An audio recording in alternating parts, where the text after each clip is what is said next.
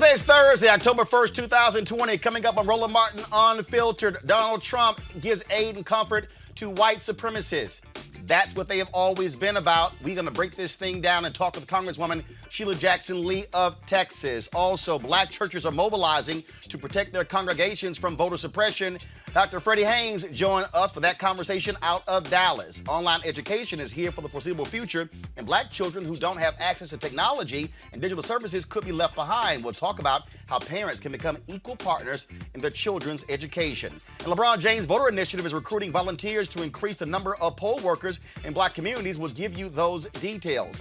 An appeals court has rejected the Trump administration's attempt to end the census early, but they also are basically ignoring the court order. And Alabama Governor Kay Ivey issues an apology to the surviving fifth girl of the KKK bombing at the 16th Street Baptist Church in 1963. And in California, a historic law has been passed that could establish a path to reparations for descendants of slaves. And newly released documents show that federal law enforcement officials were directed to make public comments sympathetic to Kyle Rittenhouse, the white supremacist charged for fatally shooting two protesters in Kenosha, Wisconsin. Plus, today's crazy-ass white man is from Leesburg, Virginia. Wait until you see this clown. Folks, it is time to bring the funk on Roland Martin Unfiltered. Let's go. He's got it. Whatever the miss, he's on it. Whatever it is, he's got the scoop, the fact, the find. And when it breaks, he's right on time and it's rolling. Best believe he's knowing. Putting it down from sports to news to politics. With entertainment just for kicks, he's rolling. It's on go, y'all. It's Roland Martin, yeah. Rolling with Roland now. He's funk, he's fresh, he's real, the best, you know he's.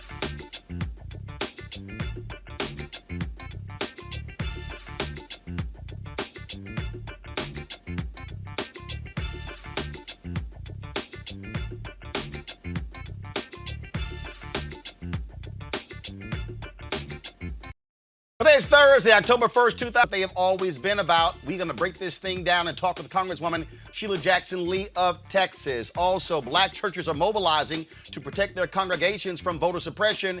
Dr. Freddie Haynes joined us for that conversation out of Dallas. Online education is here for the foreseeable future, and black children who don't have access to technology and digital services could be left behind. We'll talk about how parents can become equal partners in their children's education. And Lebron James' voter initiative is recruiting volunteers to increase the number of poll workers in black communities. We'll give you those details. An appeals court has rejected the Trump administration's attempt to end the census early, but they also are basically ignoring the court order. And Alabama Governor Kay Ivey issues an apology to the surviving fifth girl of the KKK 16th Street Baptist Church in 1963. And in California, a historic law has been passed that could establish a path to reparations for descendants of slaves. And newly released documents show that federal law enforcement officials were directed to make public comments sympathetic to Kyle Rittenhouse, the white supremacist charged for fatally shooting two protesters in Kenosha, Wisconsin. Plus, today's crazy-ass white man is from Leesburg, Virginia. Wait until you see this clown. Folks, it is time to bring the funk on Roland Martin Unfiltered. Let's go. He's got it. Whatever the miss, he's on it. Whatever it is, he's got the scoop, the fact, the find. And when it breaks, he's right on time and it's rolling. Best believe he's knowing. Putting it down from sports to news to politics. With entertainment just for kicks, he's rolling. It's on go, y'all. It's Roland Martin, yeah.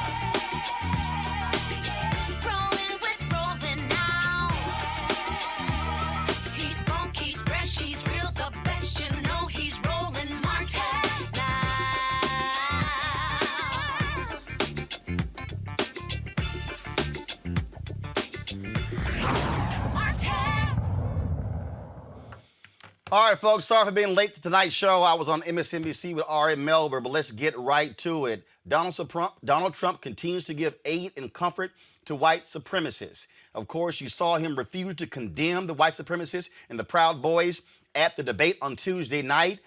You still continue to see him give excuses. And not only that, you don't just look at the statement. People keep saying, will he issue a statement condemning them? It's his actions. Last night in Minnesota, racist statements regarding Congressman Ilhan Omar. That is who they are. We're going to show you later some video of the Proud Boys. Also, the nonsense coming out of the White House today where Kayleigh McEnany sparred with a Fox News radio reporter who was like, look, can you just give me some truth? Joining us right now out of Texas, Congresswoman Sheila Jackson Lee. Congresswoman, sorry to keep you waiting, but we were doing two different networks now on my show here. Here's the thing. Everybody wants to say, hey, issue a statement, issue a statement. But in the Senate, the Republicans would not pass a resolution condemning white supremacy like the House did. Mitch McConnell pays lip service when what they're doing is actually standing with white supremacists. That's who today's Republican Party targets, white supremacists. Shame is not even the right name. You just simply can't describe comments that when asked to clarify, as you said, words don't really count. But we remember when the president said what he was going to do, in quotes, for the black, and asked the question, what the heck, he didn't use that word, have you got to lose?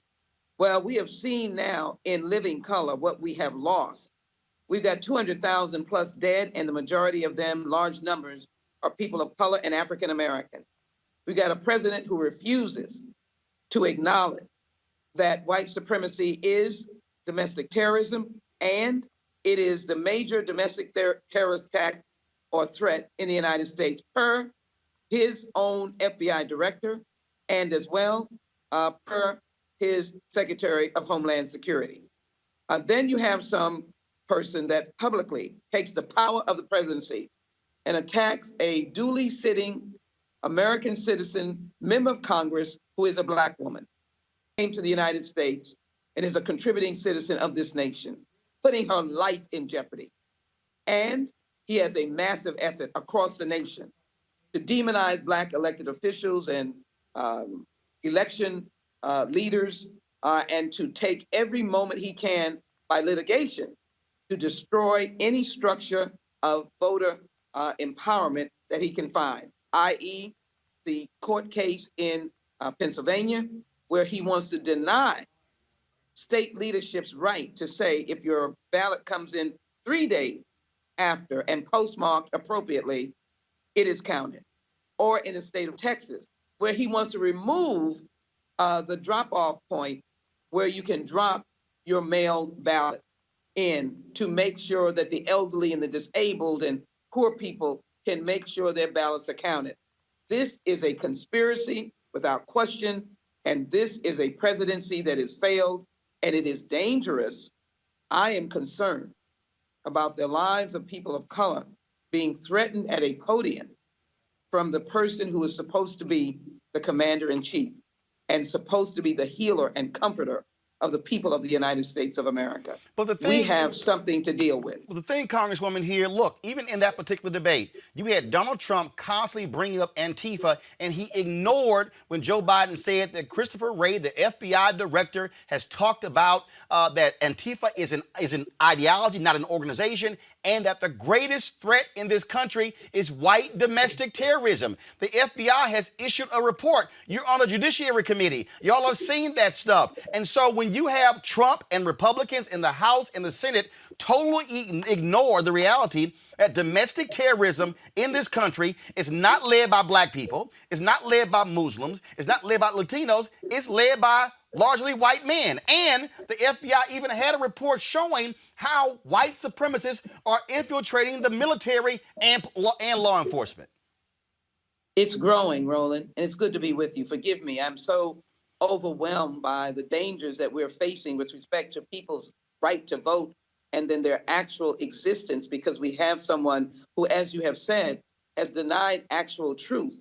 And that truth, of course, is evidenced by sworn officers of the law, Director Wray, the FBI director, and the interim Secretary of Homeland Security, who's made it clear that white supremacist activity actually have caused havoc with respect to lives. White supremacy killed people in El Paso. White supremacy killed the people of Mother Emanuel. White supremacy killed 2 officers in California, federal officers, in terms of their mindset.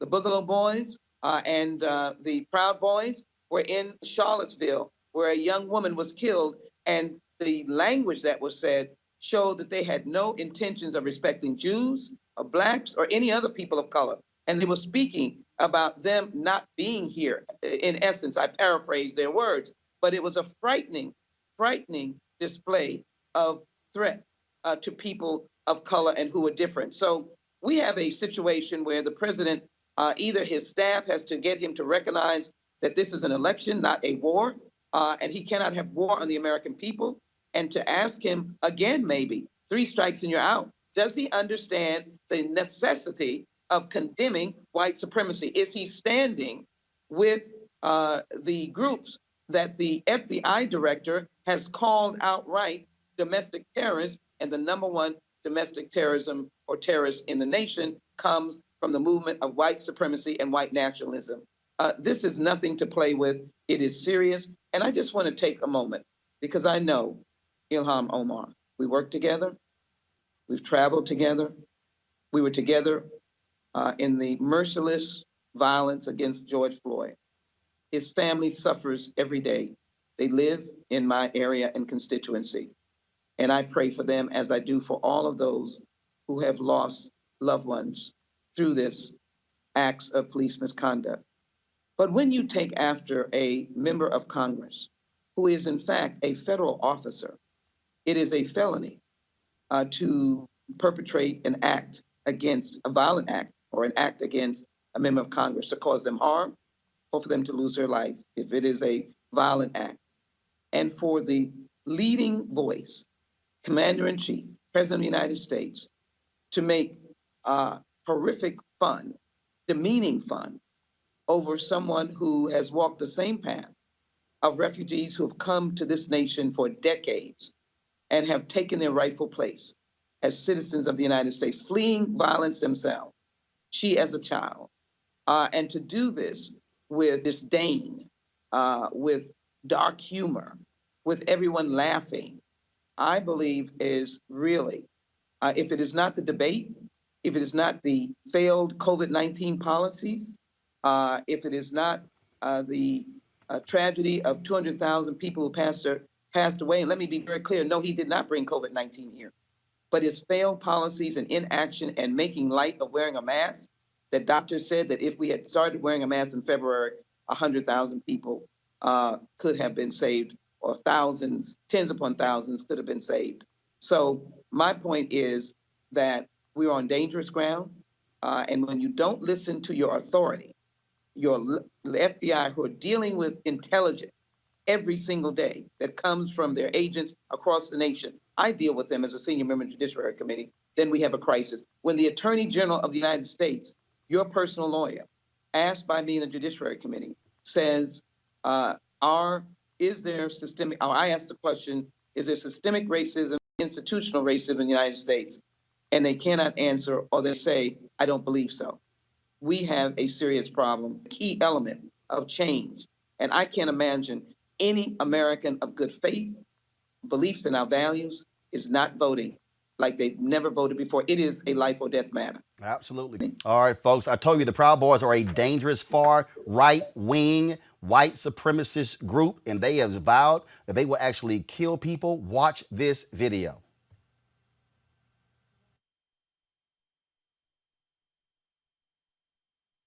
This country has seen a rise in violence by white supremacists. A hate group known as the Proud Boys. Knock the crap out of them, would you? Seriously. Very fine people on both sides. Maybe you should have been roughed up. The FBI said the Proud Boys are responsible for some of the violence in Portland and elsewhere. Right-wing extremists were linked to at least 50 murders last year. They do supposedly like me.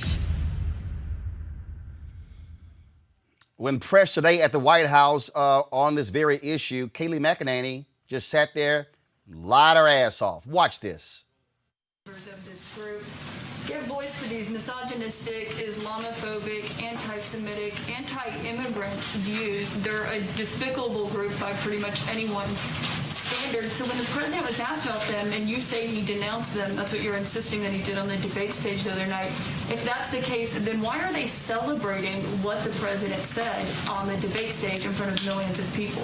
Well, I don't speak for that group, so I'm not sure why you're asking me why they're saying a certain thing. If someone denounced you, you probably wouldn't put it on a T-shirt and make badges of it, right? The president did denounce them. He was asked, will you tell them to stand down? He said, sure, and went on to stand. Which seems like an instruction. He said, stand back, and then just yesterday when he was asked, he said specifically, stand down, a synonym with stand back, and the president said, sure, when asked by the moderator whether they should stand down. So again, it's really interesting, too, to see that the media seems to be the only one putting the names of these groups into headlines, into media reporting. He didn't know who the Proud Boys were. The first time I heard of them was in the debate, but the media continues to put these names into circulation and give them a lot of public attention. He was given about 12 hours, more than that, since from the debate, from when he was asked to clarify yesterday. And he didn't come out and clarify yesterday. Instead, he did what you did when John asked you to unambiguously denounce these groups. You just pointed to past things that you've said. You can't, I just don't understand why you knew you were going to get these questions and you don't have a statement ready to just say, we do unambiguously denounce these groups. And you know what is, do you know why people have lost trust in the media? There was a reporter from your network yesterday, your network, and in a tweet said, quote, the president. I'm asking you a question. I don't even know what you're going to bring up, but that has nothing to do with what I'm asking you right now. I sat here when you lobbed your partisan attack question, so you will allow me to give an answer. The president and someone from your network said yesterday in a tweet, the president dodged a question about white supremacy. That was a tweet from a CNN reporter. The president specifically, verbatim, was asked yesterday, white supremacy, do you denounce them? To which he responded, I have always denounced any form of that. Those are the facts. And CNN, I know that truth is of no moment to your network, but those are the facts. They're not the facts. Why are Republicans are calling on the president to be more forceful? His own party. Want to see how these racist Proud Boys operate? This one posted this video today. I don't know if a lot of y'all understand this or not, but come November, there's a war coming. Whoever wins, and it's down to two. We already know this. Third party, they don't even matter. It's down to two. One or the other is going to win.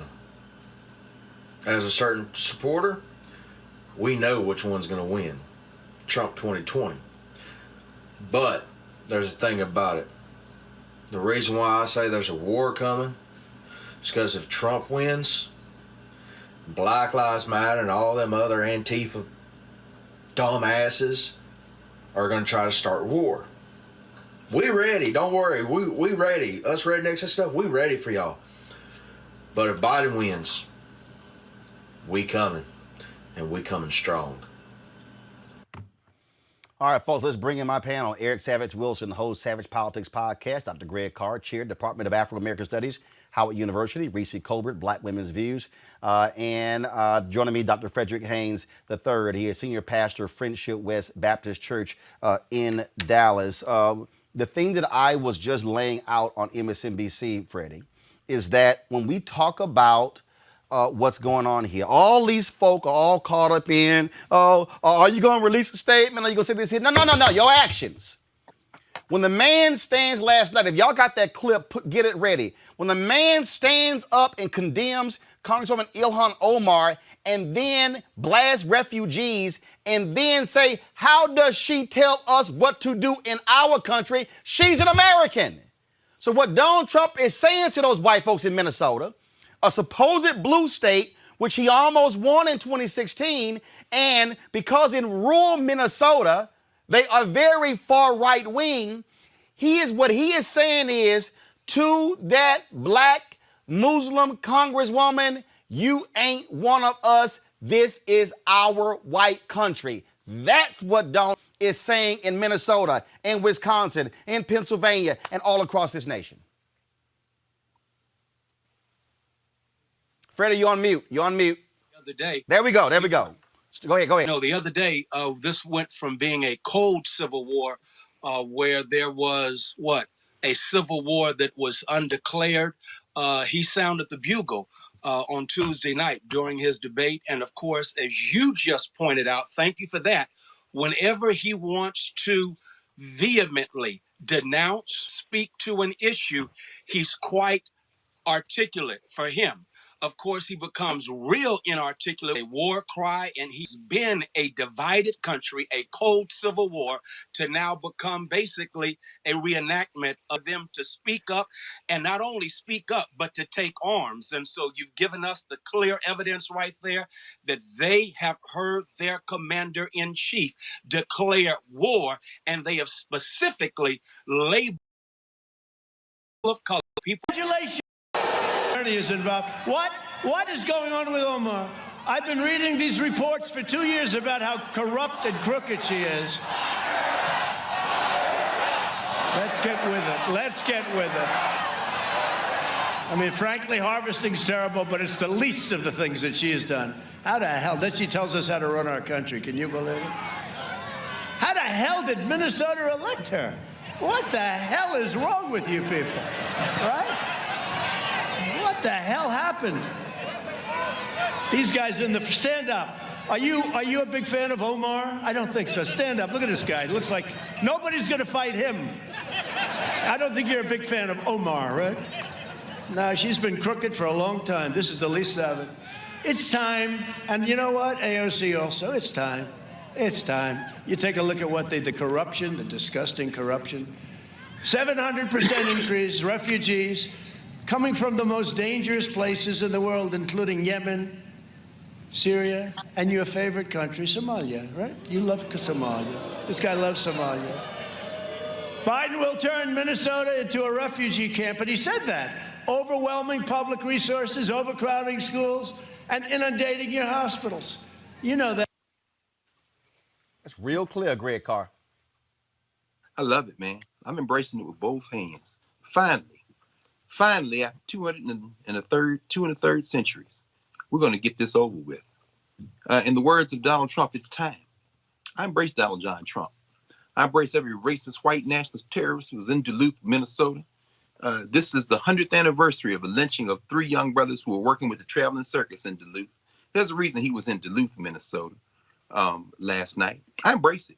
I embrace his chief propagandist, McEnany, who was moved from white nationalists to white nationalist terrorists.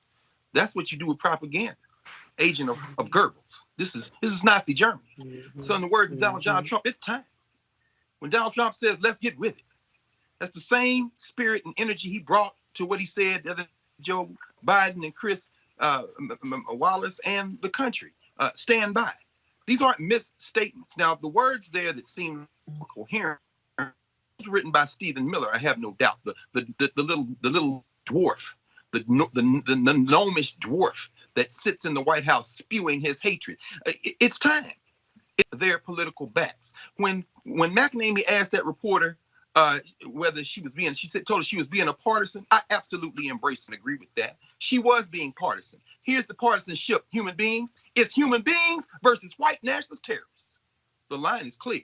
Make a choice. It's time. Reese, this is also Trump last night. And the crazy thing is when you talk about low-income housing, hey, that's a whole bunch of white folks. He said stuff like this. Through Operation Warp Speed, we will develop and distribute a vaccine in record time. It's going to be very, very soon. And before the end of the year, maybe sooner than that. On November, a lot of death caused by shutdown. Depression, death, drugs, alcoholism, horrendous family fights. You know, we did something great. We had the greatest economy in history, and we had to close it down because we... And now we're opening it up. And that he wants to destroy suburbs. Reese, what he's saying is white people. He wants to bring in those colored folk in your neighborhoods. It's absurd. I mean, we already lived through 8 years of the Obama-Biden administration. Did the suburbs get destroyed by then? No, the suburbs were destroyed by the housing market crash that was caused by the Republicans and George W. Bush and his policies. Listen, I might be in the minority here. I'm not concerned about nationalist punks like the Proud Boys and all these other people. Because to be honest, and I'm not saying this to be cruel, they're after the white folks. If you notice, if they up in Portland and Seattle and these other white cities acting a doggone fool. They're not coming to Watts. They're not even coming to D.C. with that, because I remember when they had the little white nationalist parade in D.C., they were flanked by police officers. They had their face completely covered up, and they marched their ass into the Target parking lot and went home very quietly. So they're not really about that action. What I'm concerned about is the white nationalist administration. This is not an infiltration. This is a complete takeover. And they're being blatant about it. And another 4 years is going to cause unprecedented damage to our communities. These punks with these guns and these YouTube videos, screw them. It's the president who's a clear and present danger to this entire country. But Erica, and white folks right, should be concerned because the Proud Boys feel more comfortable going after them than they do going after us. So the solution to that is to overwhelmingly elect Joe Biden and take the reins out of Donald Trump and his white nationalist government. But Erica, here's why I got to push back on Reese there. Because of what I said about that FBI report, I want you and Freddie Haynes to speak to this. Because when they say white supremacists have infiltrated the military and law enforcement, we saw what happened in Kenosha with law enforcement. They threw bottles of water at Kyle Rittenhouse and those white guys with guns. There are other videos where the cops in Portland were telling the Proud Boys, you know what, we glad you guys are out here, march on this side of the street. And so the problem is when you have white supremacists now with badges and guns. This is not just administration. The issue is now it's in law enforcement. Now they're in our neighborhoods. When that group uncovered, we had the woman on when they uncovered that Facebook group, all the racist comments that were being said in that private Facebook group. When you've had white cops who've been fired in Florida, in San Francisco, Philadelphia, St. Louis, different parts of the country. That's what's going on because the Proud Boys, they are targeting those kind of people, white men and white women who are in law enforcement and the military. Right, Roland. And as I've mentioned on this show numerous times, I am a veteran of the United States Air Force. And so we were sworn an oath.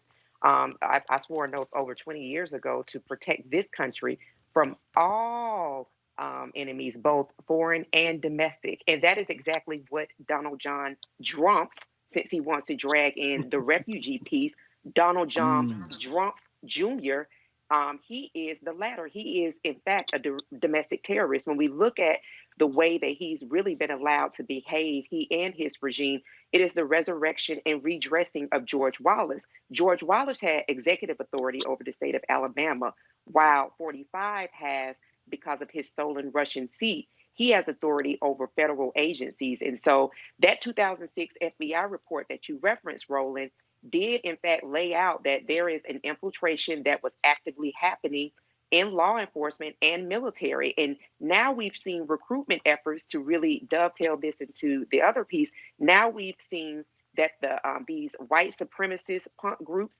that they have started bringing in recruiting folks who are veterans, folks who are retired law enforcement. So it all fits together. It all melds together. What I believe we, the people, have to demonstratively do to push back against this. I will agree absolutely with my sister Reese said around overperforming. That is turning out at the ballot box. And the fact that this mediocre white man came on his YouTube, TikTok channel, whatever it was, to say that he in fact is declaring war, he's doing that because he has been emboldened and empowered by a racist regime who has the son of a Klansman sitting at the head of the table. See, Freddie, the reason, here's the deal. I'm not freaking out by the Boogaloo Boys and the Proud Boys. The issue is this here. Take a Richard Spencer. He went to what? Private school, St. Mark in Dallas. Yeah. Grew up in Highland Park in Dallas. Right. Where's Highland Park? That's where SMU is. That's where the Bush Library is. That's where basically your white money in Dallas is.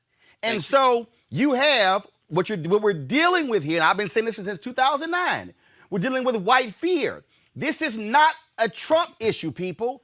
You had better be prepared for the next 50 years because they cannot handle the fact that America is marching towards a multicultural America, and they know you got to share power, you got to share resources, and they are like, no, we are not used to this, and that is what Trump is speaking to. Thank you. And that's why white supremacy is not just the Proud Boys. White supremacy has to do with systems of the economy, political systems that control resources. And so we have to be ready to fight on two fronts. Of course, we've got to be aware, keep our eyes open for, the Proud Boys and their ilk. Roland, I'll tell you, I have a member of my church who just finished going through the police academy and shared with me that a Proud Boy was a part of his graduation class. So this person was able to make it through a police training program, and now he is loose on the streets. And so that's someone for us to be concerned about, because as your guest said, it's not just infiltration, it's a takeover. So on one level, we've got to keep our eyes open to the fact that these clowns have been emboldened by their racist commander-in-chief. At the same time, we have to be aware of the policies of white supremacy that have kept the structure of the United States in place. And so when you're talking about a multicultural America, when you're talking about in less than 20 or 30 years, we're going to be, white people will no longer be in the majority. That is something they are afraid of, because white fear, is rooted in white guilt. They know the hell they put us through. They know the damage they've caused to us. And so their whole thing is, if black folk decide to do to us what we've done to them, then we are in trouble. So their white fear is rooted in their white guilt. Consequence can right now to reinforce the infrastructure of white supremacy. That's why our racist commander-in-chief decides to forget protocol and let's not do what was done in 2016. We're going to have this person who is going to undermine everything the notorious RBG stood for. We're going to place her in as soon as possible. That's why they are infiltrating and taking over the appointments of judgeships across the country, because they're trying to reinforce the structure of white and sit out this, and we'll see if they appeal that, because that has thrown all asses. And they're targeting really Dallas County, where you are, Harris County in Houston, because they've been getting their butts whooped in those big counties. Exactly. And so check this out. Now the ballot, we've seen the ballot. It's going to take 20 to 30 minutes to go through that ballot. So when you look at the lines and all that's going to take place on election day, that is going to preclude those of us who work from actually spending that kind of time at the polls. And so what the churches are doing in Dallas County, in Harris County, we have gotten together, and two things. Number one, we're engaging in voter education, because we've got to do all we can to make sure we counter the misinformation that is out there, and at the same time make sure that people know where they can vote, and that when they go to vote, they are going to be protected. Their exercising of their franchise is going to be protected. So we're engaging in voter education. We're doing that through town halls that take place via Zoom. We're doing that. I'm going to a meeting right after I leave here that, again, will be about voter education that we are hosting at the church. The next thing that we've got to do, along with voter registration, is make sure that we set the parameters for voter protection. And so that's what we're doing. Our church has been designated as a super voting site. So the whole facility, 150,000 square feet, we're going to use it as a place where we can get the maximum participation of people voting, while at the same time enabling them to practice social distancing. At the same time, those who find themselves differently abled are going to be able to drive up and vote. And so we have pushed churches to avail themselves to be voting sites like we have done at Friendship West. And at the same time, we are mobilizing our people to work the polls. And so we have a record record number of people who go to our Black churches who are working the polls here in Dallas County. So much so that we not only have them working at Friendship West, but they're going to be working throughout the county. And then the other piece that we're doing is making sure that our brothers and sisters show up just in case they decide that they're going to patrol the polls. They're going to know that we are going to be right there patrolling them. And so the church is ready now to handle business. We have registered voters. We're going to have another big campaign this coming Saturday with Congresswoman Johnson. And we are at the same time doing all we can to educate people about races around the country. Roland, you know this. I had a conversation with Congresswoman Maxine Waters earlier today.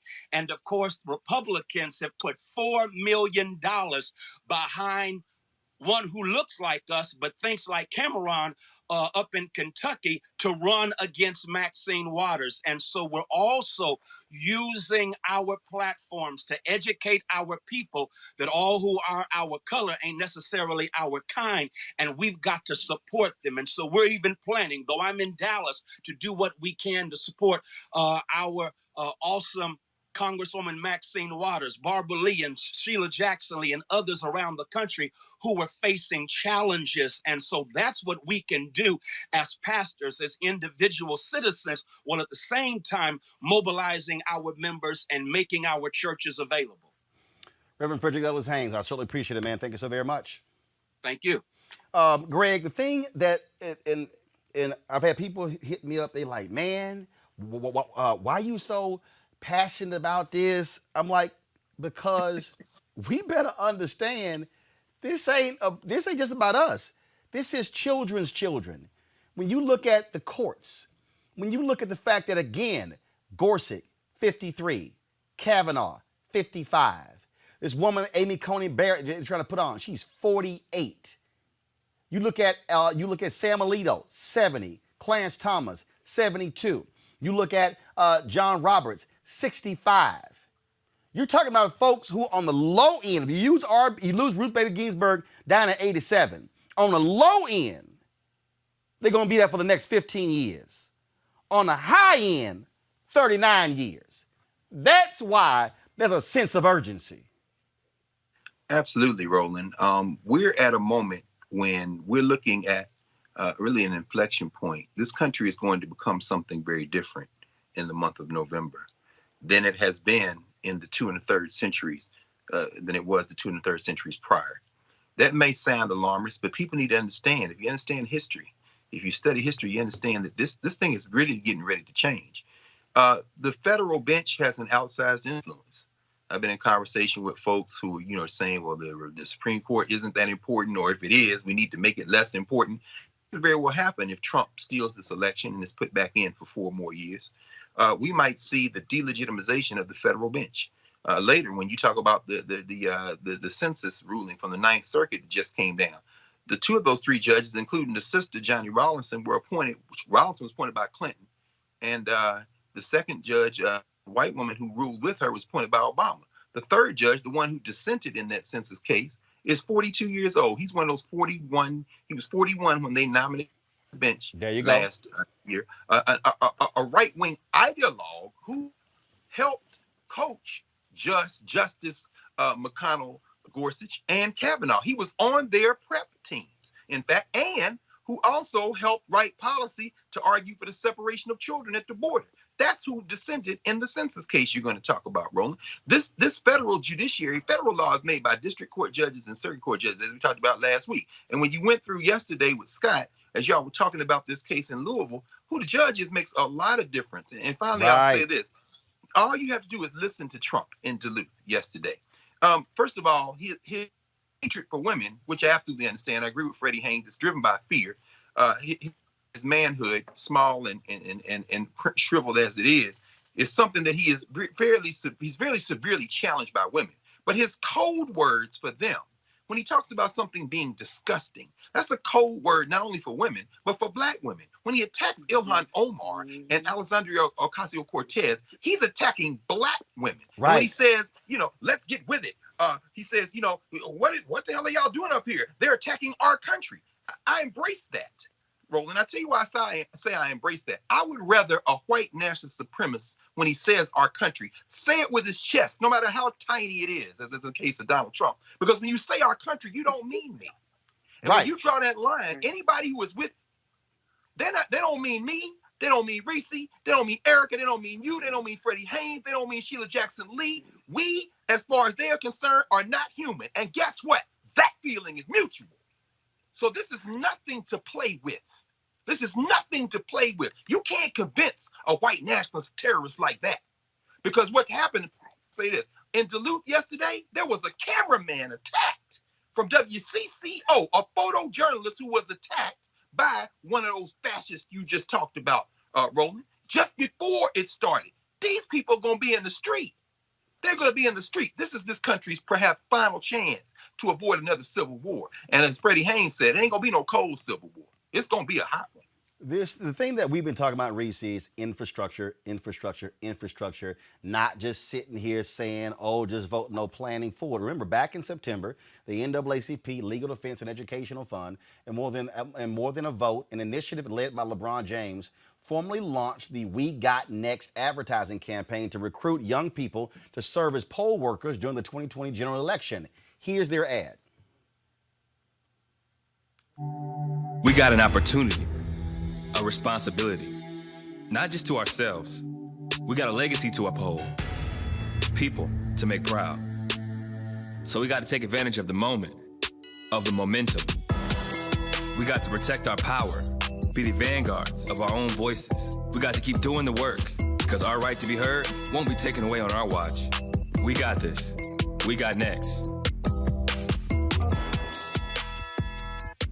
Reese, since it was announced, they have recruited 10,000 volunteers. In a news release, the organizations said the second phase of their push would be aimed at 11 cities where significant poll workers shortages remain. Those cities include black voter hubs in the South, like Birmingham, Jackson, Mississippi, Houston, San Antonio, and Montgomery, Alabama, as well as cities with significant black populations in critical battleground states, Charlotte, Cleveland, Detroit, Flint, Milwaukee, and Philadelphia. This is what I'm constantly talking about, what I was saying to Ice Cube, what I was saying to Diddy, what I was saying to the rest of these folk. You can't just make statements. You got to put together infrastructure.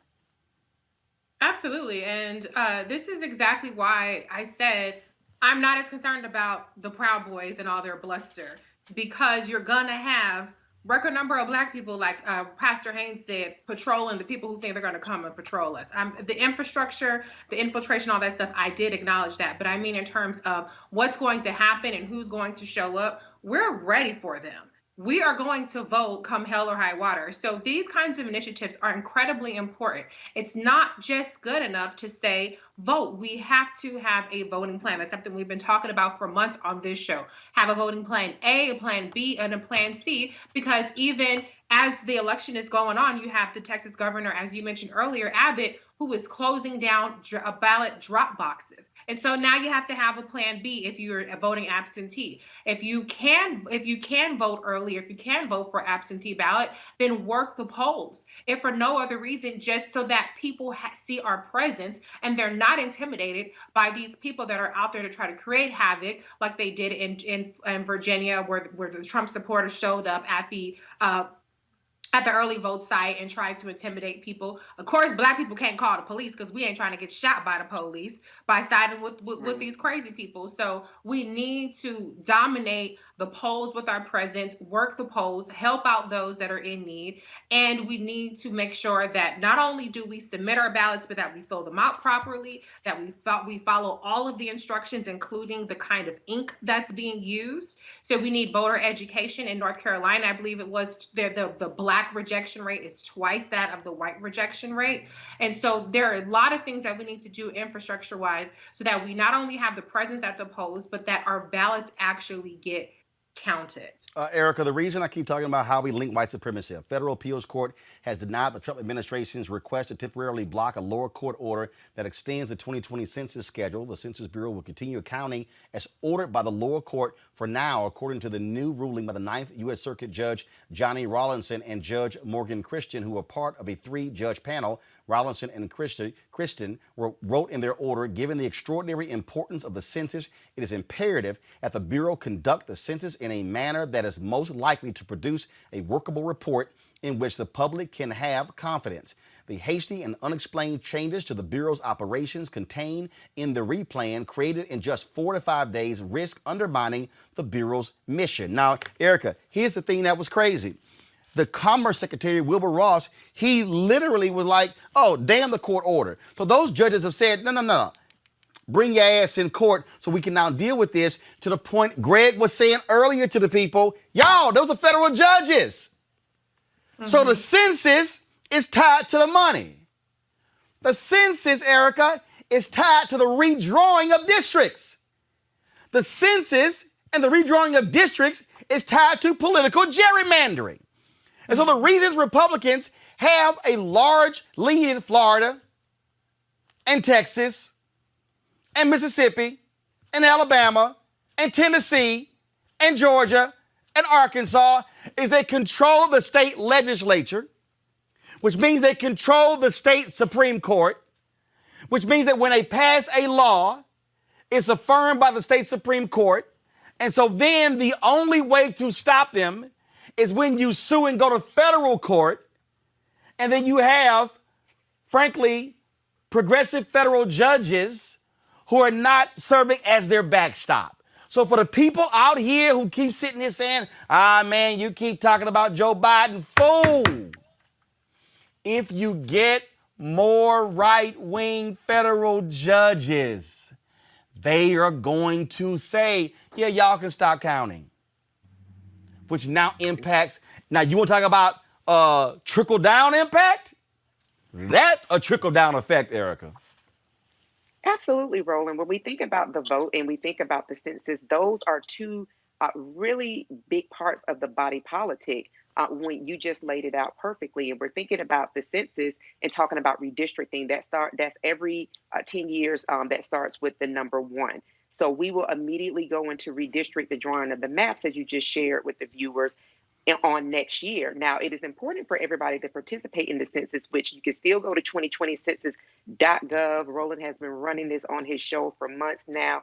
It takes 10 minutes, and it's literally 10 questions to complete. When you're talking about wanting better and having and demanding better for your community, the census is one way to do it. That when you're talking about making sure that you have representation, unlike what 45 said about Congresswoman Ilhan Omar, the census is a way to do that. This gives each and every one of us a voice, because the miscount that happened in 2010 is not one that the Black and other communities of color can afford. You mentioned the state legislators. In 2010, that's when we saw, in that decade, we saw state legislatures that began to be controlled by Republicans because of an undercount. 16 state legislatures flipped after the 2010 midterms. 16. That is unprecedented. And so when you connect that to what can be happening under the guise of COVID, under the guise of people that have been impacted negatively by COVID through their jobs, through housing, people that are fighting to stay in their homes. I know there's something really huge that's happening with New York and saying that, listen, we need rent to be canceled. This is happening all across America. Participation in these two functions of government is what's going to help. And you mentioned Wilbur Ross. It's important for viewers to understand, too, that as the Secretary of the Department of Commerce Department, rather, this man is a $600 million wealthy person. He is 175 years old. The way that he sees the country is a way that is not going to change. So he's, definitely wedded to this regime's goal of making sure that immigrants or people who are undocumented Americans are locked out, to make sure that Black LGBTQIA communities, marginalized communities that really do have a fear of completing the census, that they will be locked out, and that this apartheid state that they are desperately seeking will be locked in by both of those pieces. And the thing again, Reese, when we start looking at how these things impact Texas, Democrats, if they pick up 9 seats in the House for the first time in more than, I think, well, actually, almost 20 years, they will control the House, which means Republicans can't politically gerrymander, because when you do your districts, the House and the Senate have to agree on a bill. So this time, what's going to happen is Republicans can't completely control the process and freeze Democrats out. So I put it out today. I said, if Texas, all my people listen in Texas, vote for every Democrat running for the House. Because now, if the Democrats control the House and the Republicans control the Senate, they have to compromise on districts, and you won't see them redrawing districts where you have this imbalance like you have in Wisconsin, where if Democrats won 55% of all statewide votes, yet Republicans control 58% of the damn legislature. And that's the same thing across the country. I mean, the Democrats overwhelmingly won the popular vote in 2018, and yet the Republicans actually gained seats in the Senate, which is insane. So absolutely, I mean, the census touches every single part of our life. And a big part of the rationale that I hear from people in terms of them not wanting to vote is that they don't feel like the government is doing enough for them. Okay, well, if that's your feeling, then you better damn well fill out the census, because the census is how those things start to become allocated, how those resources get to your communities. So that is the minimum that we could do. Why do we even have to beg people to vote? And why do we have to beg you to fill out your census when this is the barest of minimum? It's never been easier to do something that's going to directly impact your community. And guess what? If you fail to do it, then the way that your community is going to be adversely impacted is a 10-year irrevocable decision. Okay, it's a 10-year thing at a minimum. And depending on, as Roland has pointed out, the way judges are put in or the way the Supreme Court of the different states are stacked, it could be even longer. So folks, fill out the damn census. White folks are doing it. So Black people, Latinx people, AAPI people, Native American people, we got to do it too, because we're the ones that are being undercounted and screwed for decades at a time. Well, that's the thing here again, when we start looking at this thing politically, Greg, the point, and look, let me be real clear. I get people's frustration who say nothing has changed and I haven't seen change. Part of the deal also is not understanding civics as well. Not understanding, we talk about our neighborhoods. Hold on, let me take it further. In order for us to understand where we live, you got to understand the country. Then you got to understand states. Then you have to understand cities. Then you have to understand neighborhoods. Then you have to understand census tracts. Then you have to understand blocks. Then you got to understand streets. And now you got to understand houses. And so when somebody says, well, I ain't seen no change, that's because you're not looking at, well, hold up. There's a school board. There's a city council. There's a county government. There's a water district. There are state courts. There are federal courts. There's state reps, state senators, members of the House, members of the United States Senate, and the president, and you have the judiciary. You have an entire system here. And for the people who are saying, well, I ain't seen nothing change, let me help y'all out. The other folks have. Let me help y'all out. The other folks have. Do you know why the other folks have seen change? Because the other folk vote. There's a reason they don't want you to vote. There's a reason why Donald Trump, Greg, said to the blacks, thank you for not voting. That's why. That is the whole point. And that's why I believe media, especially black media, has got to stop spending so much goddamn time on gossip and entertainment and sports and use the power of this medium to educate people on basic civic stuff every single day so we're not walking around grossly illiterate to what is happening in the country. Roland. But we can't count on them to do that. And if history shows us anything over the last couple of generations, certainly post the end of legal apartheid in this country, is that it's been a steady deterioration in media of all types, and black media is no exception. As Dr. Strange told them in Marvel's Avengers, we're in the end game now. We're in the end game. This is the 1st of October. So those young people, and I hope there are a number of young people in that 10,000 who have answered the call from Lebron and the politicians and others who have come together. Some of my students have been talking to them, and we have these virtual conversations as we're in class. And I'm encouraging them, and I hope everybody else is as well.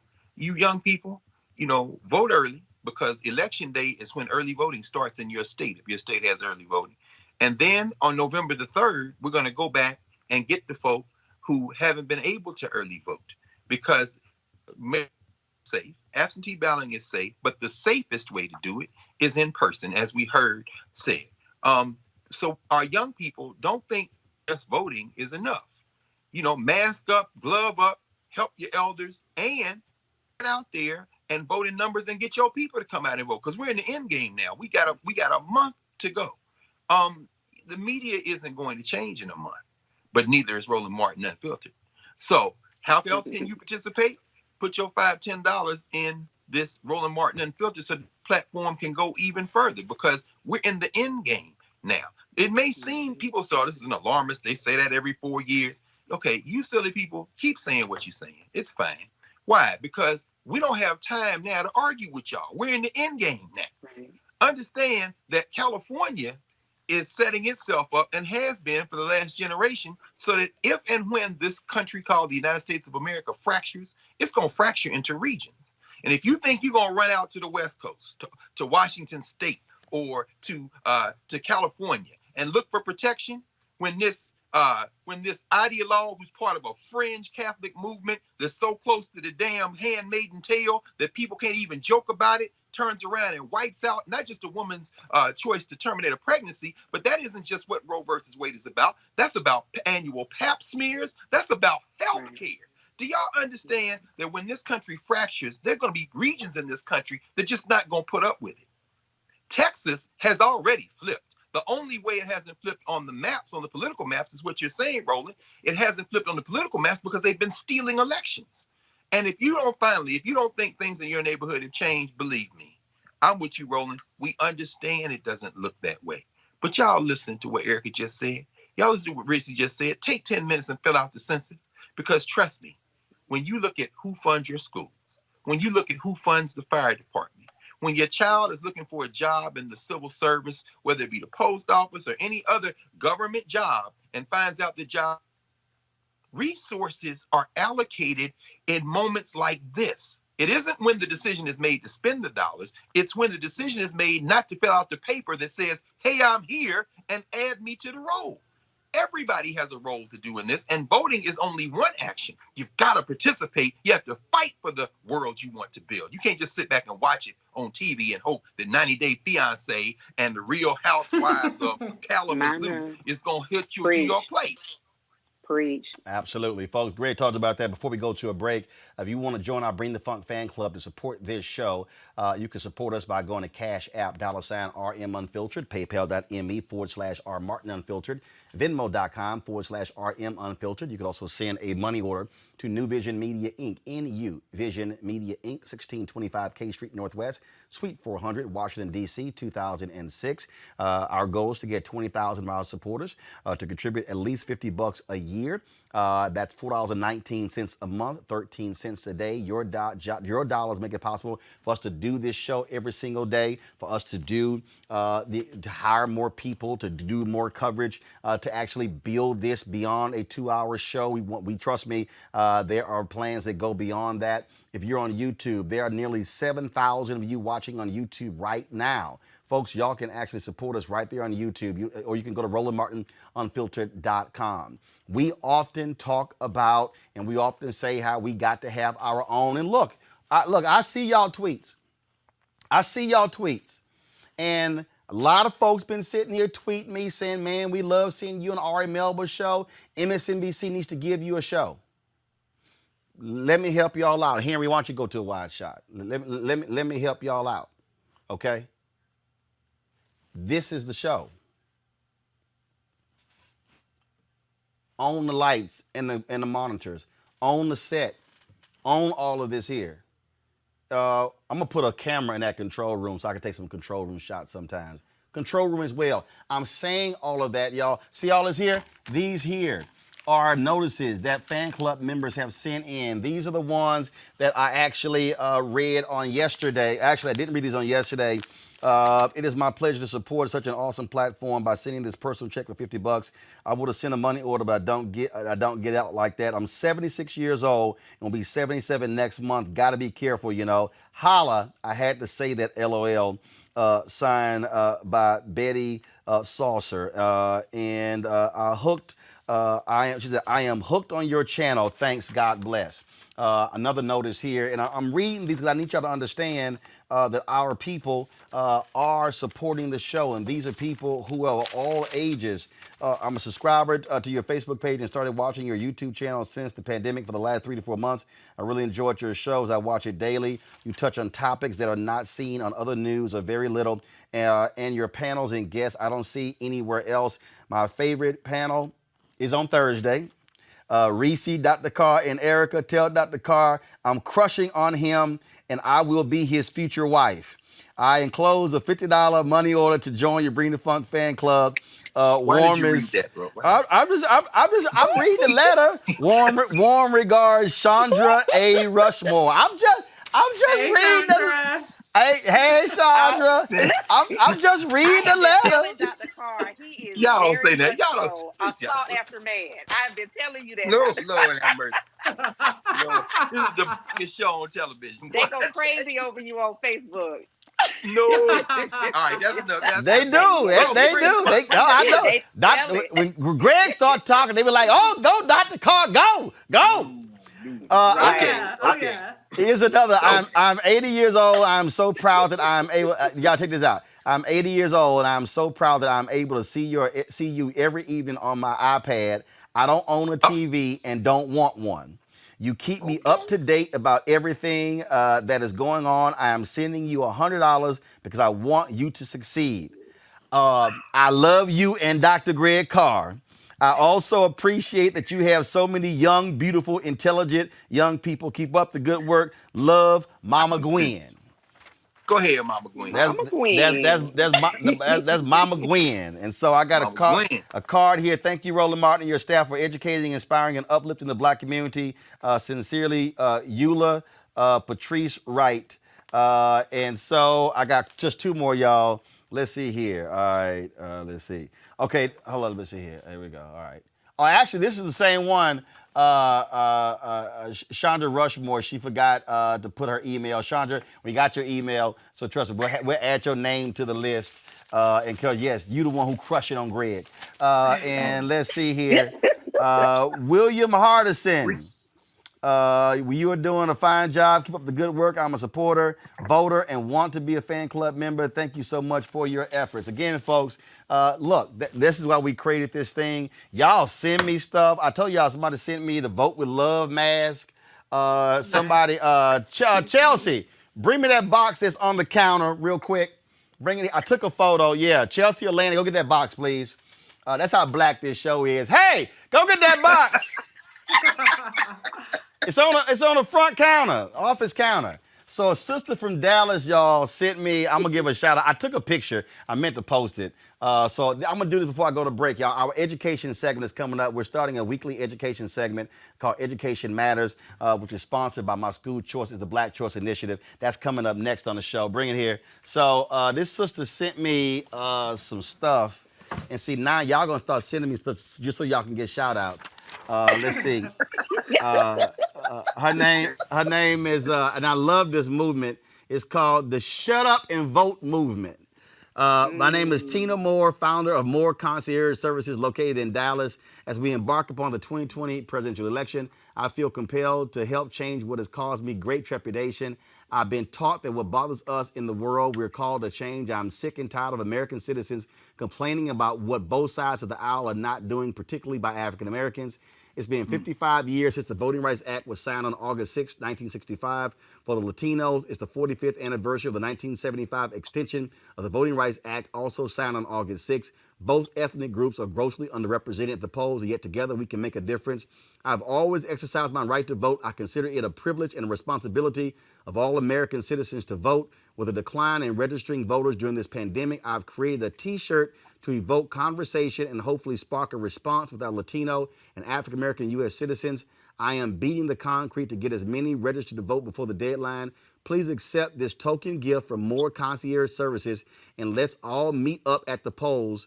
Wishing you and yours health, peace, and happiness during these uncertain times. Tina Moore.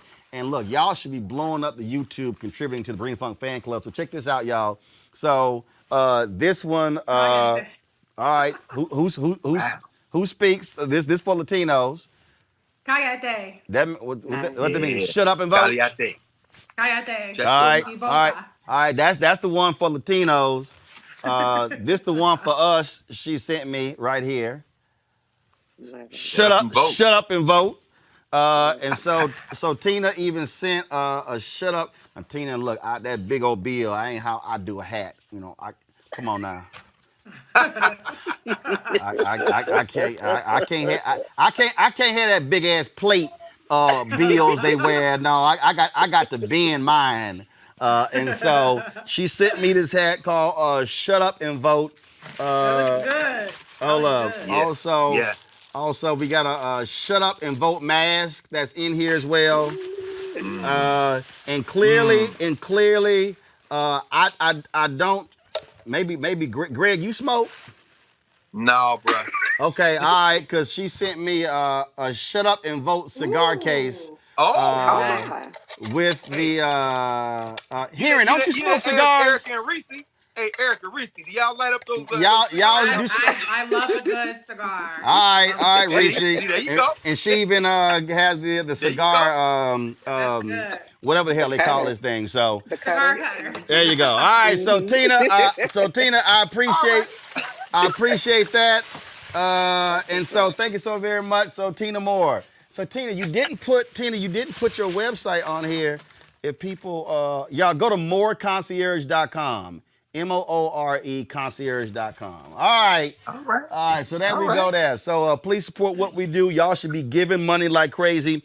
And yeah, shout out to GreekTraditions.net. My frat, he sent me this. I've worn a bunch of their shirts. And so they make these for all fraternities and sororities. And so they put the crest, of course, right here on the O, which is vote as well. All right, y'all. Got to go to a break. We come back on Roland Martin Unfiltered. We will talk Education Matters. We'll be back in a moment. You want to check out Roland Martin Unfiltered? YouTube.com/Roland S. Martin. And subscribe to our YouTube channel. There's only one daily digital show out here that keeps it black and keep it real. It's Roland Martin Unfiltered. See that name right there? Roland Martin Unfiltered. Like, share, and subscribe to our YouTube channel. That's youtube.com/Roland S. Martin. And don't forget to turn on your notifications so when we go live, you'll know it.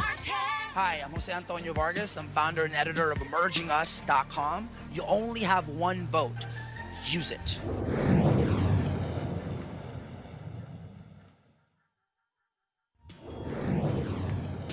Everything that's going on right now, I think we have to look at this in a different way. We have to stop being angry and start recognizing that we do have this power and stepping into it. So I'm committing to spending the next couple of weeks. I'm going to hold myself accountable. I'm going to register 10 people. I started last night, so I'm 1 down, 9 to go. Hey, I'm Arnez J. Black TV does matter, dang it. Hey, what's up, y'all? It's your boy, Jacob Lattimore, and you're now watching Roland Martin right now. Stay woke. Hey, I'm Amber Stevens-West. Yo, what up, y'all? This is Jay Ellis, and you're watching Roland Martin Unfiltered.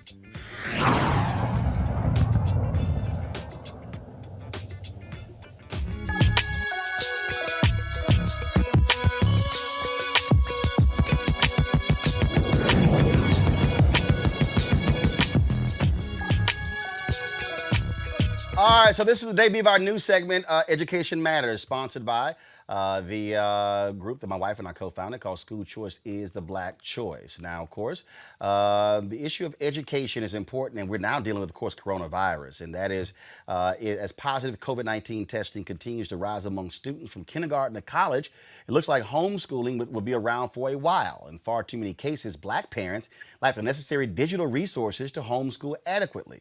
Black children could be left behind. Urban Tech is working to give parents the tools they need to become partners with the schools to make sure that doesn't happen. Joining me now is Patricia Bransford, founder and president of Urban Tech. So, Patricia, first of all, what is Urban Tech? What is Urban Tech? Yes. We are a 25-year nonprofit that was established to close the digital divide. So the first 15 years, we actually put in centers all over the country in poor communities to train people on Microsoft Office so that they were eligible for high-paying jobs. We did that, put 2 million people in jobs. We now see a need to establish high-tech centers in homes to extend the classroom. So, we need to train parents. We need to equip the classroom homes for high-tech training. So we have set aside 5 schools to run a pilot for 4 months, after which we'll be able to scale that across the city, actually across the nation.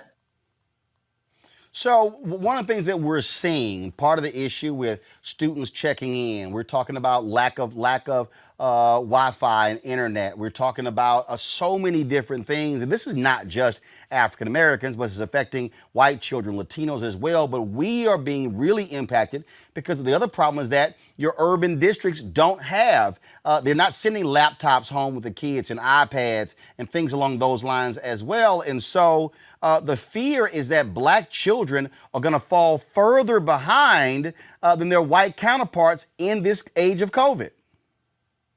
Well, we want to assure that that's not going to happen. What we're doing is raising money from corporations right now to set up high-tech centers in every household and train parents. You can't just push computers into homes and expect parents to be able to run them and be able to help their children. The key to success is a knowledgeable parent. But we think that that parent has to be given a salary, perhaps an honorarium, in order to do that job. It's not going to happen without a parent being co-equal to the teacher in the home. One of the things that some districts are doing, they're sending, shouldn't be law enforcement, they're sending people to school to make sure the kids are logging on as well. Look, this thing hit, and frankly, what this has done has exposed everything in this country in terms of our inequality. Not only with education, I was talking to somebody today about how coronavirus has exposed technology or the lack of engagement Black media companies have with their followers. You got people all of a sudden, everybody and their mama trying to do Zoom town halls and conversations, and ain't nobody watching because they didn't have engagement. And so it's caught everyone off guard. And so with that, what are you also calling on community groups to do, churches to do, fraternities and sororities to do to ensure our kids are not falling behind? I'm sorry, but you're not coming in clearly, and I didn't hear that question. Yeah, and that, again, COVID has exposed the weaknesses in all of these different areas. And so are y'all also encouraging fraternities, neighborhood groups, churches, and others to partner to create these tech centers, these tech centers in these homes? We're looking for, I think your question has to do with partnerships in the community. Yes.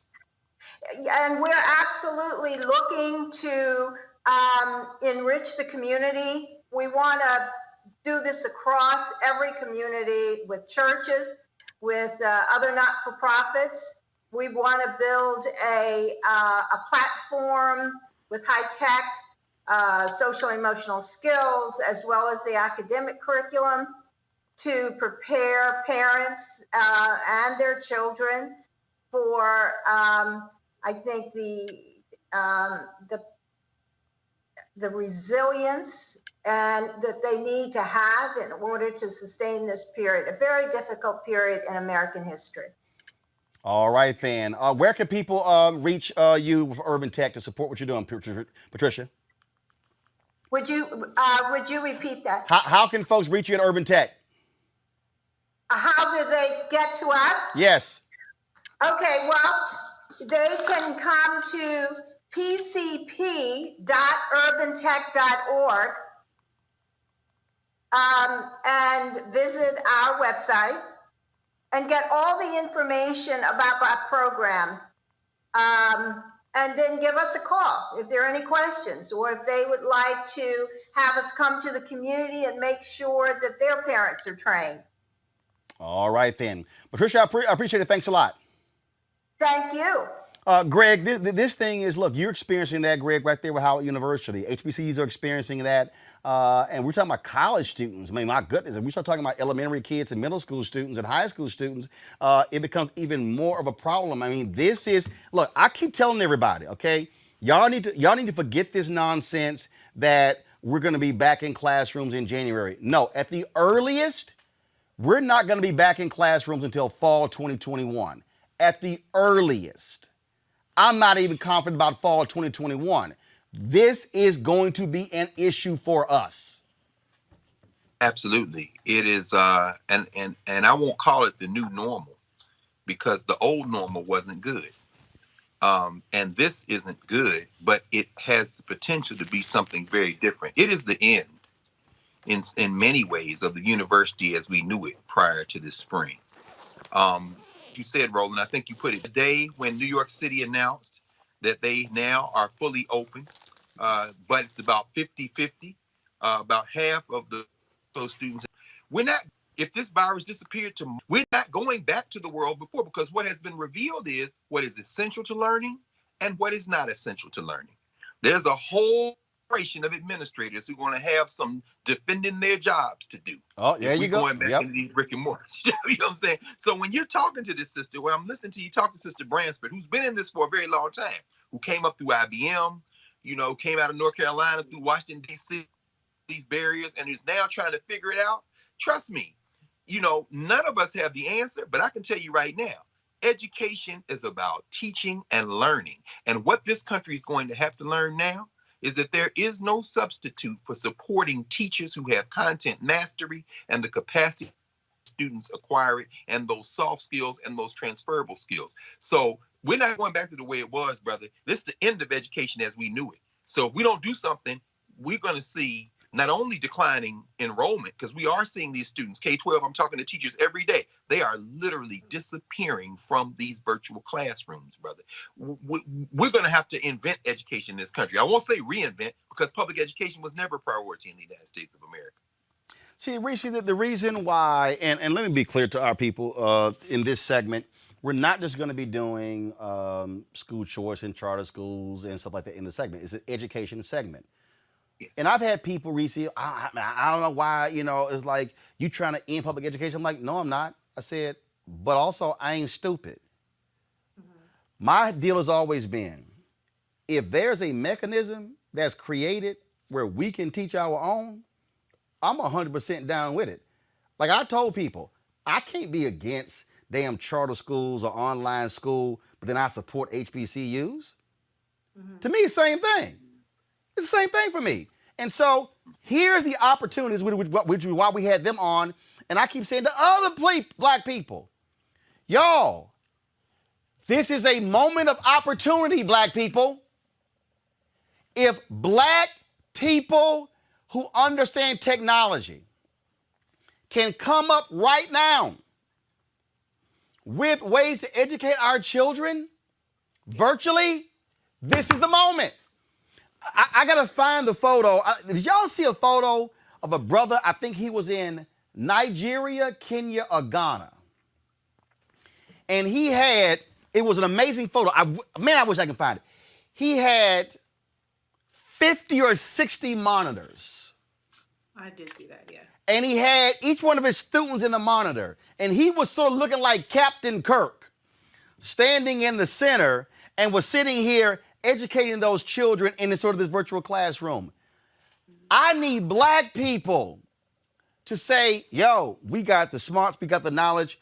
We can create our own online digital learning modules right now and then do it, test it, retest it, and then take it to the districts and say, we found a much better way to educate these kids than what y'all doing right now. That, to me, Reese, is the opportunity for black people right now.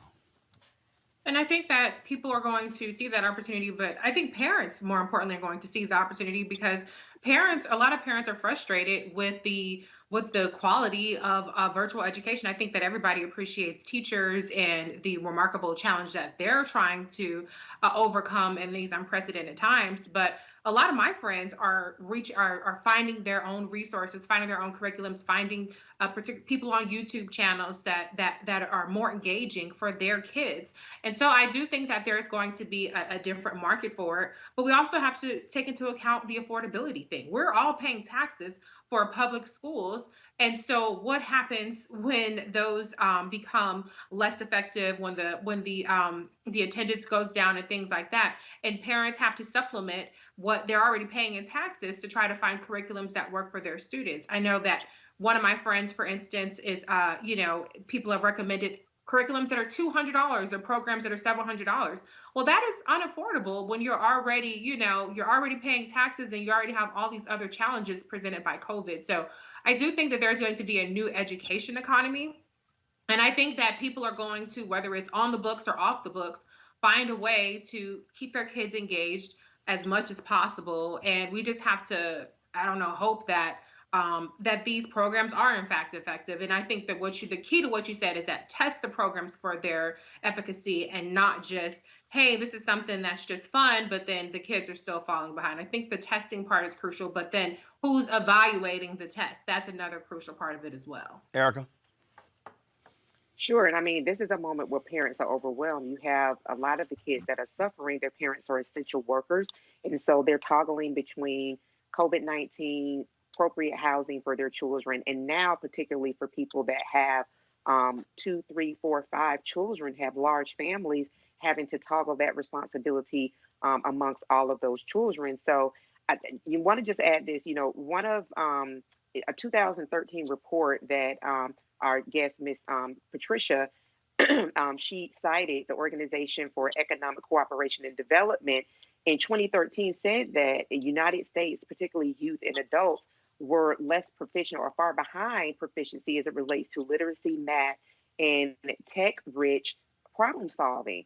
So when we kind of think about that's where we were in 2013, and as Dr. Carr said, that this country does not place public education as a priority, and we're looking at 2020 where we're really at a definitive time.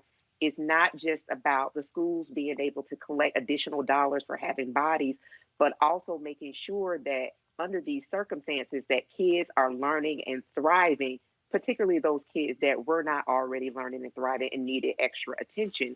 So I think that this is a moment where it's there's a lot that's happening, but as you said, this is an opportunity. Our children through the school system have been treated disproportionately bad as it relates to the school resource officers, teachers who are largely white, not having interaction with Black male teachers or Black teachers, some throughout their entire K through 12 career. So the reimagining part or the actual start of something new, considering all of those factors, where parents are they being impacted by not having access to broadband because of rural areas or in urban areas where they live, or the affordability to come together, put all those pieces together. And I believe that there is something that we can essentially come up with that will be far more powerful. It will also help to keep our kids safe, let them thrive in an environment where they feel and see people that look like them. and then also really put us in a place where we'll be able to compete on not just nationwide, but on a global scale because of this different approach that's taken. A final comment back to you, Greg. You made this point earlier. You're right. It is going to also cause some people to now have to really deal with how they're spending resources, how they're allocating resources.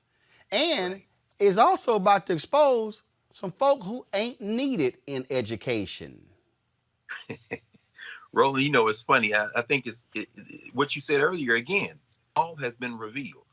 Once you flatten the access, and certainly especially what Erica just said about and you know, Reese saying folks are looking for alternatives. They're looking any and everywhere. But once you've taken away the brick and mortar, somebody like the 80-year-old sister who's got her iPad says she don't want her TV. She can click from one website to the other, has access to all those news shows, and this one, because people are intelligent. They can make a choice. Teachers are now being revealed of who's teaching and who's not teaching. And as far as I'm concerned, I can't imagine. As somebody who is virtually, I'm almost always analog, brother. You know, I need the book, I need the paper, I need to write. But this thing forced me into cyberspace. So guess what? The folks who have been hiding behind the prestigious university name and the 3 or 4 books and the conversation, guess what? All on the screen now. Click, click, click, click, click. And what's being revealed is quality will emerge. And so now this is the moment for Black institutions to reveal to the world the thing that has made us all along. We know that there's an absolute importance for human beings to be together because we are social creatures. So there's something that's happening to us right now that we haven't even begun to realize is there. That's a real fear of mine coming up. What's going to happen about this separation? But since we are apart, this is the moment for us to study what makes us unique and put it out there in the world. YouTube is, all these people watching Roland Martin Unfiltered right now, before this thing hit, some of them would have been flipping the screen on TV or been out in the street. This is changing the way people are thinking about consuming information. And when we go back to whatever we were going back to that we're going to bring forward, because much of it's going to fall away, as I said, there are going to be a lot of people who are going to need to justify their salaries on those tuition bills that people are getting. And I don't care whether it's private school or public school. The cost of education now, all the money that's not going to teaching and learning, people going to have got some splaining to do now because it's clearly not something that's helping us right now. And the question then becomes, why do we need all that? All right, that's folks. Every Thursday, you'll be able to see our segment, Education Matters. Go right to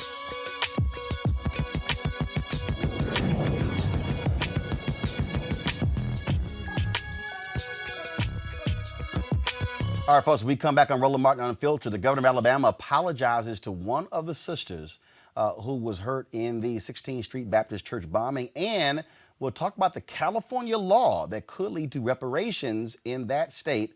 All of that next on Roland Martin Unfiltered. You want to support Roland Martin Unfiltered? Be sure to join our Bring the Funk fan club. Every dollar that you give to us supports our daily digital show. There's only one daily digital show out here that keeps it black and keep it real as Roland Martin Unfiltered. Support the Roland Martin Unfiltered daily digital show by going to RolandMartinUnfiltered.com. Our goal is to get 20,000 of our fans contributing $50 each for the whole year. You can make this possible. RolandMartinUnfiltered.com. Alabama Governor Kay Ivey extends an apology to the surviving fifth girl of 1963 KKK bombing at 16th Street Baptist Church. Sarah Collins Rudolph was 12 years old when the explosion of a bomb planted by the KKK went off in the basement, outside of the basement of the 16th Street Baptist Church in Birmingham, Alabama. Rudolph's sister and 3 other young girls were killed. The apology comes 57 years later, and after multiple pleas for an apology, compensation, restitution for the decades of physical and emotional suffering she has endured.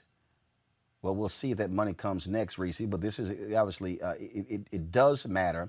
But the reality is this here. Alabama had state-sanctioned racism. Those individuals were acquitted. Later, they were found guilty when now Senator Doug Jones was the U.S. attorney there. But this black woman has endured pain, physical pain, for 57 years and has had to pay for it herself.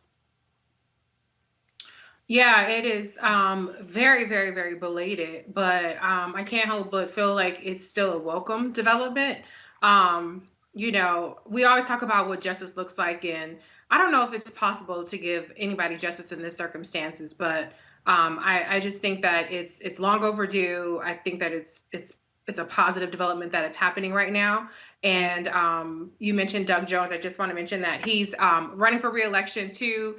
And he's in a very close race. And so these are the kinds of things that help remind people of the differences between our elected officials and the people that are supposed to fight for us. And the elected officials and the people who are actually leading with some sort of moral courage and conscience in this nation. Absolutely. And when we talk about, again, history, Erica, I mean, these things, I mean, you know, when we talk about impact of racism, and this is where I think one of the mistakes, and we're going to talk about the California bill in a second, when people bring up reparations, when folks talk about slavery, I'm not ignoring slavery, but what you have to understand is that when you're in that particular battle and dealing with people who say, well, I'm not going to pay for something that happened in the 1800s, here's the deal. Housing, discrimination laws in housing still impact black people today. There are millions of black people who are alive today who were directly impacted by federal housing laws. Individuals who were impacted by state laws, impacted by city laws as well. Here's a case where here's a black woman still living who was a child in 1963 who to this day is still being impacted by the legacy of Jim Crow. Mm-hmm. Cut the damn check. That's what I have to say to KIV in the state of Alabama, particularly when you look on her website and there is no mention of Miss Williams Rollins on her page, and that she's working towards providing some type of restitution or something related to her apology is nowhere on her governor's website. And the other thing that really struck me about this black woman is powerful black woman is that not only has she endured the loss of her sister, but then the loss of an eye, in addition to doing physical labor for the past 50 plus years, being a housekeeper and factory worker without health care. Cut the damn check. That's it. You're talking about every time somebody comes around this moment when it's memorialized and they're talking about it in speeches, effectively, she is a part of that moment. The PTSD is definitely off of the chain, and this country owes her restitution. Cut the damn check. Greg, again, there are so many other cases in individuals who have had to deal with injustice, who've had to deal with the legacy of racism. And again, I think how we talk about it and how we walk people through it and explain these things is critically important. Because again, I get a kick out of what was it when, what was it was recently, I forgot whatever the issue was, and they were bringing up something and they talked about slavery, and then they jumped to present day. And I was like, I'm sorry, y'all can't skip over. I'm like, how your ass want to skip over 1865 to 1877 Reconstruction, and then with the Great Compromise of 1877, 92 years of Jim Crow? I'm like, no, you just can't skip over and act like. I don't know what it was when Bill Barr said, well, other than the period of slavery, which was another kind of restraint, there's been no other time in American history like we're seeing with these masks. I'm like, your ass ain't gonna skip all them damn decades of Jim Crow, pimp. Well, he can skip it, Roland, as far as I'm concerned. Well, I ain't gonna let him skip it. Well, no, see, you know what? And that's the beautiful thing about you, brother. Again, Cleo always says is your ethic. You ain't letting nobody get away with anything. Some of us, I'm looking at that toad like we don't live in the same country anyway. We're gonna break your whole political back, young fella. So, but you gonna hold everybody to the same account. Roland, it's not ancient history. Carolyn Bryant Donham still walks the earth. the accuser that got Emmett Till killed.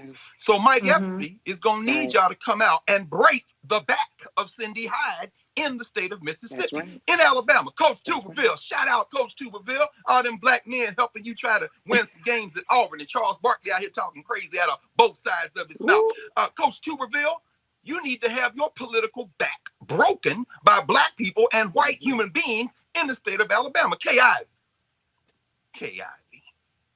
Erica's right. Cut the check, because guess what? Sarah Collins Rudolph, who lost her sister Addie Mae Collins. You know, the 15th of September fell on a Tuesday this year. I was in class, and I paused to spend the first 30 minutes of our Education in Black America class to talk about the death of those 6 children that died in Birmingham that day, because Addie Mae Collins died. Collins' sister. And if you ever watch Spike Lee's 4 Little Girls, you hear Sarah Collins talking, and it make you weep openly when she says, you know, it look like that thing me as she's talking. A woman, as you just heard Erica say, who worked her whole life health insurance. And it was, Addie Mae Collins, Cynthia Wesley, Carol Robinson, Carol Denise McNair, those 4 girls at the 6th Street Baptist Church. And then later in that day, Johnny Robinson, shot by a punk police. And then they having a Klan rally celebrating the killing, and young Virgil Ware, delivering newspapers with his brother, dies in his brother's arms as a cracker shoots him off of his bike. There were 6 children that died that day. But as we paused to take 30 minutes to look at a brother, a great artist, one of our great artists, Daoud Bey, who did something called the Birmingham Project. I played it to talk about those 6 children. And we talked because Daoud Bey says, a little boy, I saw a picture of this girl who survived the bombing with these cotton patches over her eyes in a book called The Movement that Lorraine Hansberry wrote the words for. That was Sarah Collins Rudolph with those 2 patches. And she lost, as Erica said, one of those eyes. And Daoud Bey did this piece. I stopped playing it finally, Roland. One of the young people unmuted themselves in 100 persons in class. This is the magic of a black college, brother. And this is why learning is transformative. We watched that. We talked, and then I said, let's talk about this. One of the children unmuted herself. I say children. One of these young teenagers unmuted themselves and said, Dr. Carr, John Cross, who was the pastor of 16th Street Baptist Church that Sunday morning, that's my granddaddy. And then she started talking about, so this is not ancient history. K. Ivy, you're going to be dead in dust. Your great-grandchildren will be dead in dust. This place will be reconstructed, whether you want it or not. It's time to break the back of everybody who's going to stand in the way of the humanity, because those 6 children that died that Birmingham Sunday, they will be avenged, whether you all like it or not. Let's talk about what happened in California, where a historic law was passed. California became the first state to adopt a law that paves the way for black residents and descendants of slaves to receive reparation payments. Legislation does not commit to any specific amount. However, it does establish a 9-person task force that will study the impact of slavery on black people in California. Then they will recommend what kind of compensation should be provided, who should receive it, and what form it will take. This legislation was authored by Assemblywoman Shirley Weber. Governor Gavin Newsom signed the law Wednesday afternoon. Reese? I think that this is where it starts. I mean, I know that people don't like the idea of commissions and it's not fast enough and they want to check, but I think this is a great start. Currently, the HR 40 Commission is held in limbo in both the House and the Senate. And so I think it's going to take the states leading the charge. Dr. Carr mentioned, how California is setting itself up for a different reason. But shout out to this black elected official in California for leading the charge on this. And CC Ice Cube, this is part of your black agenda. So this is one of those things where when people want to talk about demand something for your vote, and when they want to talk about no tangibles and this, that, and the other, like I suggested to Ice Cube, get behind the people that are actually pushing forth these initiatives, actually educate people about these initiatives and push it forward, just like the Crown Act started in California with Senator Holly Mitchell and and now it's moved across the country, and it's even making some headway in the Senate and in the House. This is where it starts. And so all of the people out there, if you have a platform, if you have a voice, you should be celebrating this, not to say that it's enough, but it's a start. And this is the kinds of stuff that people say they want. And so when it actually comes about, let's make sure that we keep the momentum going and we spread it to other areas. Greg. No, I agree. Reese is absolutely right. By the way, looks like the Crown Act is effective today in the state of Maryland. My sister, who you've had on the show, Osmore, who has been a moving force behind the Crown Act, celebrating it. It's spread, as Reese said, all over, and it starts in California. And Reese, I think Q may have heard you, because he was actually on the virtual signing and helped the leader of the California Democratic Legislative Caucus, Shirley Weber, to help get this passed. So I think he might be listening. I think he might. But Shirley Nash Weber, I must say this about Assemblywoman Weber from the 79th Legislative District there in California. She is a professor emeritus of Africana Studies at San Diego State University. She retired from the academy and in the legislature pushed through the Ethnic Studies Bill, this reparations bill. And if you get a chance to read AB 3121, this bill, it's actually superior in many ways to HR 40. It's a very elaborate bill to study and to make proposals, which include apologies, which include trying to figure out who will get it, how they'll get it, all kinds of delivery systems. She was the president for 2 years of the National Council of Black Studies.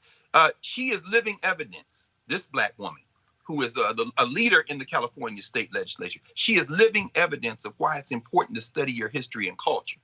It isn't just politicians being politicians. You ought to have some content and some knowledge. And then you can go to a celebrity like Cube and say, hey, man, put this on your platform and move with it. And he said, okay, I'm going to do that. You can go to your fellow legislators and say, let's get this passed. And she wrote that legislation with the knowledge built on 40 years of teaching and studying experience and teaching young people. So shout out to Assemblywoman Shirley Nash.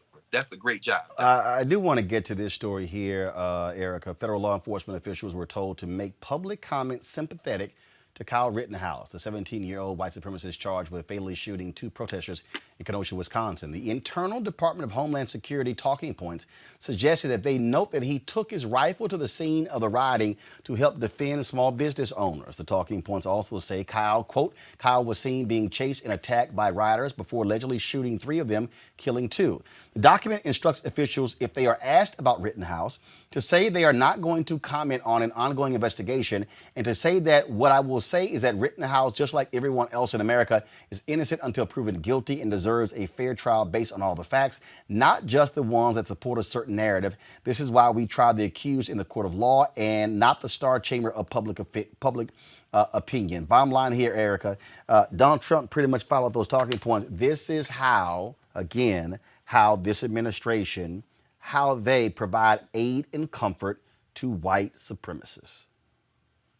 Yeah, I'm so glad that you made that point on mainstream media today. For anybody that didn't catch Rolling on Ari Melber's The Beat, you need to go back and watch that again, because he definitely pushed back with the 2 panelists that were on with you. But I'll say that this is more par for the course of this bureaucratic regime, particularly when you think about the Department of Homeland Security was stood up under the George W. Bush administration right after 9/11. And essentially Americans, not all, but there was just really a snatching away of some democratic rights, and that we're seeing that more and more being exploited by this particular regime around metadata collection, around surveillance, and really around the intrusion of privacy. And so those statements is another reason for me that I don't give kudos to people that have served in this regime who come out and say that, well, you know, people ought to, these are the things that happened during the time that they served. They collected a nice taxpayer funded check. And so to serve and then to come out to tell us pretty much what we already know and give some more inside details does not get an applause from me, at least. So for me, this is more par for the course when you look at Ken Cuccinelli, who I'm still trying to figure out and understand how in the world is he still serving in DHS when he's been seen to not only lie, which is kind of an ingredient for being in this regime, but he's really kind of inflated the different roles that he's is eligible to serve within DHS. So this really is, I think, another reason that people need to engage in this general election, 2020 general election, that our sister Reese refers to as this is a generational election, not just a general election, because you want to see these different federal agencies that are pretty much sycophantic to this regime leader, you want to see those people fired, replaced, and other people either confirmed or appointed to those particular positions. But for me, I wasn't surprised by it. Very much so not surprised also the language that was used, because it's kind of more of the same with mainstream media as well, too. And that's what, and again, Reese, I keep making the point, when you said it earlier, you look at this administration, this is what happens when you put white supremacists in power. Right. This is like I said, it's beyond an infiltration. This is a complete takeover. This is state-sanctioned vigilantism, which I think is actually a generous word for white supremacist terrorism. But this is coming from the top, from the Chad Wolfs and the Ken Cuccinellis, who are basically aiding and abetting criminals. And so this is what truly worries me. Another 4 years of a Donald Trump. Erica, you missed it this week. I'm assuming you're going to work it in there. But the white national, you haven't said it yet, so I don't want to steal your thunder. You better say it, sis. Well, when you have the son of a Klansman, to borrow from Erica, when you have the son of a Klansman who is running the government and who has his deputies who are deputy Klansmen at this point, that's just, to be honest, what they are. It really concerns me. We see a constant escalation of the boldness of them being emboldened and of them being more reckless. At one point I wanted to make earlier was we saw, and I'm sure we've talked about this before, where in 2016 the Trump campaign marked Black voters deterrence, right? They wanted to deter us. Now they have the full power of the government to deter us from actually filling out the census. That's what Wilbur Ross is doing. That's what we had an extensive discussion on. And so we've seen the same thing happening when it comes to the way that white supremacists are treated. It started years ago when Donald Trump said, rough up the protesters. And now they're sanctioning, they're passing out water. I mean, this isn't the federal government, but it's all, shit is rolling downhill. It's all starting from the top. The fish rots from the head. I think I said that right. This is what we have to really be concerned about for the next 4 years, is a further emboldened white nationalist, white domestic terrorist groups feeling like they have free license, they're deputized from the Trump administration itself. All right, y'all. Y'all know what time it is. No charcoal grills are allowed. I'm white. I got you, Carl. Yeah, illegally selling water without a permit on my property. Whoa! Hey! Give us your ID. You don't live here. I'm uncomfortable. Oh, I wish I was there when this happened. On today's episode of Crazy Ass White People, a young black woman in Leesburg, Virginia, was harassed and bombarded with racial slurs and met with physical contact. My window, right? I did. Do it again. Go fuck yourself, you Indian bitch. Indian bitch. Get the fuck out of my country, Indian bitch. Fuck, this not your country, you dumb bitch. Come here, bitch. You're not done. Get out of the car. You're not done. You're not done. Here. You're not done. Here. Didn't you just tell me to get out of your Good for you, country? motherfucker. Didn't you just tell me to get out of your country? Go fuck, Didn't you just cut me motherfucker. off? And you call me an Indian bitch? I'm still here.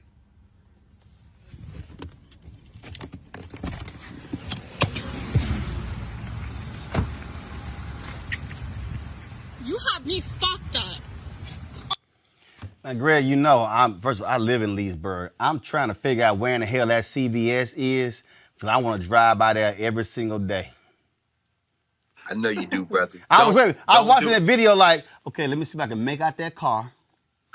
Then I can figure out where that. I saw the Harris Teeter in the seat. You know what? Okay, hold up. Harris Teeter in the seat. Roll that back. Roll that video back. Because I want to spot exactly where that damn CVS is. I think I know exactly as I'm looking at it. Now, I'm looking at it. I'm trying to see. Hold up. That's a CVS. Please, I'm looking at the building. Now, if there's a Shell gas station to the left of that CVS, I know exactly where that CVS is. His ass gonna make me. I'm trying. If she turned that camera, hold on. If she turned that camera, what? Wait a minute, Roland. Hold up. I'm looking at the monitor. Come on. Hold up. Okay, hold up. Turn that camera. There's a bank. It looks like a bank. Hold on. That's a bank right there. Oh, that's the Harris Teeter. She moved it too fast.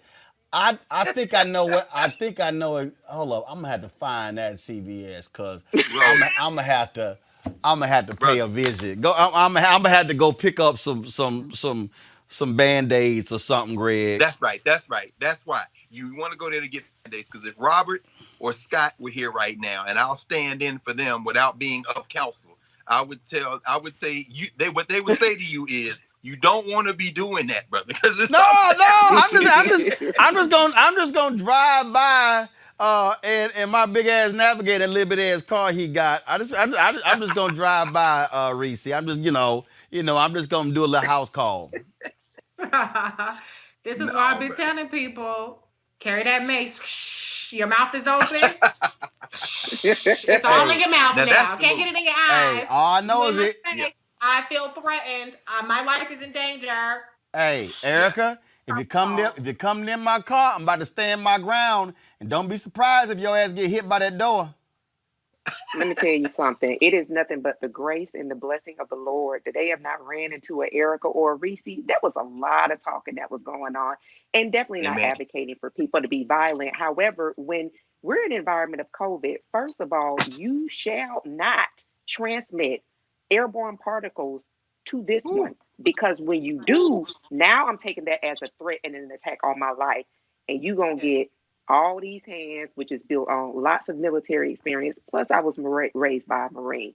Do not play. I believe that these individuals almost kind of know who to target, so to speak. But a lot of conversation, a lot of boldness. He got one foot in the grave and one on the earth.